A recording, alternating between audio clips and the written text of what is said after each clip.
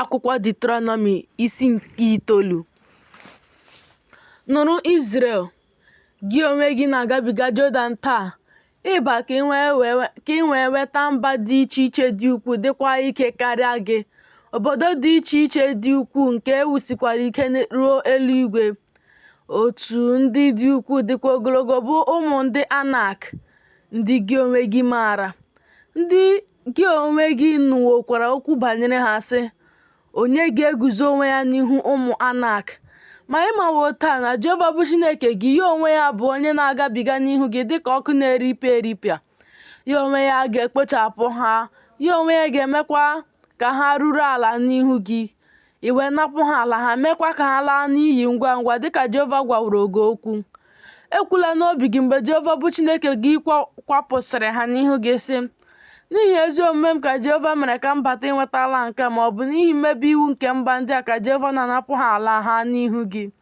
Ọ bụghị n'ihi ezi omume gị, ma ọ bụ n'ihi nziri ezi nke obi gị ka gị onwe gị na-aba inweta ala ha, kama ọ bụ n'ihi mmebi iwu nke mba ndị a ka Jehova bụ Chineke gị na-anapụ ha ala ha n'ihu gị, ka o wee meekwa ka okwu ahụ guzosie ike nke Jehova ṅụrụ nna gị ha iyi, bụ Abraham na Isaac na Jekọb. Ị mawokwa na ọ bụghị n'ihi ezi omume gị ka Jehova bụ Chineke gị na-enye gị ezi ala nke a ka ị nweta ya, n'ihi na ndị kwesịrị ọrụ ike ka ị bụ. Cheta, echezola ihe nke iji kwaso Jehova bụ Chineke gị iwe n'ọzara site n'ụbọchị mgbe ị si n'ala Ijipt pụta ruo mgbe unu bịaruru ebe a. Ndị na-anụpụ isi ka unu buworo n'ebe Jehova nọ. Na Horeb ka unu kpasukwara Jehova iwe. Jehova wee wesị unu iwe ikpochapụ unu. Mgbe m rigoro n'ugwu ịnara mbadamba nkume abụọ ahụ, bụ mbadamba nkume nke ọgbụgba ndụ ahụ nke Jehova gbara ya n'unu, mgbe nọdụ n'ugwu ahụ ọgụ ụbọchị abụọ, ehihie na abalị, ọ dịghị nri m riri, ọ dịghịkwa mmiri m ṅụrụ. Jehova wee nye mbadamba nkume abụọ ahụ nke e were mkpịsị aka Chineke edekwasịkwara n'elu ha, dịka okwu niile si dị nke Jehova gwuru unu n'ugwu ahụ site n'etiti ọkụ ahụ n'ụbọchị mkpokọta ahụ. O ruo n'ọgwụgwụ ọgụ ụbọchị abụọ, ehihie na abalị, na Jehova nyere mbadamba nkume abụọ ahụ, bụ mbadamba nkume nke ọgbụgba ndụ ahụ. Jehova wee sị m, bilie, si n'ebe a rịda ngwa ngwa, n'ihi na ndị gị nke i meworo ka ha si n'Ijipt pụta ebibiwo onwe ha. Ha esiwo n'ụzọ nke m nyere ha n'iwu wezuga onwe ha ngwa ngwa. Ha emeworo onwe ha nwa ehi awụrụ awụ. Jehova wee gwa m okwu, sị, ahụwo m ndị nke a, ma lee, ndị kwesịrị ọrụ ike ka ha bụ.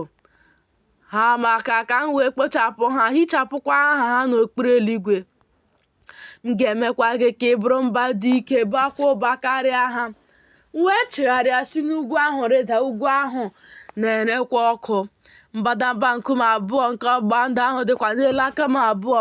M wee hụ, ma lee, unu emehiewo megide Jehova bụ Chineke unu. Unu emeworo onwe unu nwa ehi awụrụ awụ. Unu esiwo n'ụzọ nke Jehova nyere unu n'iwu wee zuga onwe unu ngwa ngwa. M wee jide mbadamba nkume abụọ ahụ, tụpụ ha n'aka m abụọ, tipịa ha n'anya unu. M wee tụrụ onwe m n'ala n'ihu Jehova dịka na mbụ. Ọgụ ụbọchị abụọ, ehihie na abalị, ọ dịghị nri m riri, ọ dịghịkwa mmiri m ṅụrụ, n'ihi mmehie unu niile nke unu mehiere n'ime ihe ọjọọ ahụ n'anya Jehova ịkpasu ya iwe. N'ihi na ụjọ, iwe na ọnụma nke Jehova ji wee iwe megide unu ikpochapụ unu tụrụ m. Ma Jehova gekwara m ntị na mgbe ahụ. Jehova wesakwara Erọn iwe nke ukwuu ikpochapụ ya. M wee kpeekwa ekpere banyere Erọn na mgbe ahụ. Mmehie unu ahụ bụ nwa ehi ahụ nke unu mere. M wee were ya suo ya n'ọkụ, zọpịa ya, gwee ya nke ọma ruo mgbe o mere imurimu dịka uzuzu. M wee wụnye uzuzu ya n'ime mmiri nke si n'ugwu ahụ na-erudata.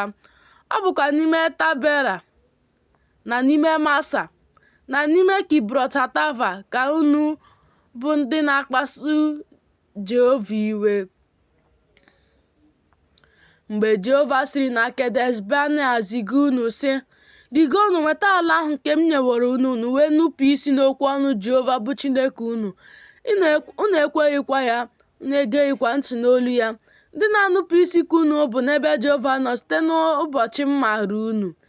M wee tụrụ onwe m n'ala n'ihu Jehova ọgụ ụbọchị abụọ ahụ, ehihie na abalị, nke m tụrụrụ onwe m n'ala n'ihi na Jehova sịrị na ọ ga-ekpochapụ unu.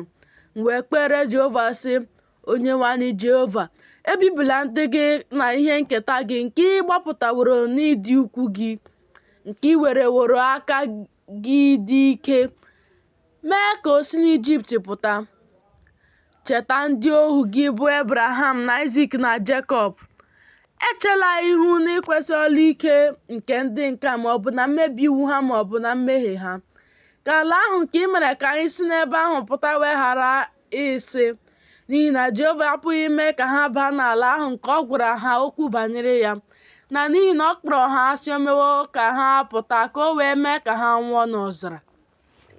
Ma ha onwe ha bụ ndị gị na ihe nketa gị, ndị were ike ukwu gị na ogwe aka gị esetịrị esetị mee ka ha pụta.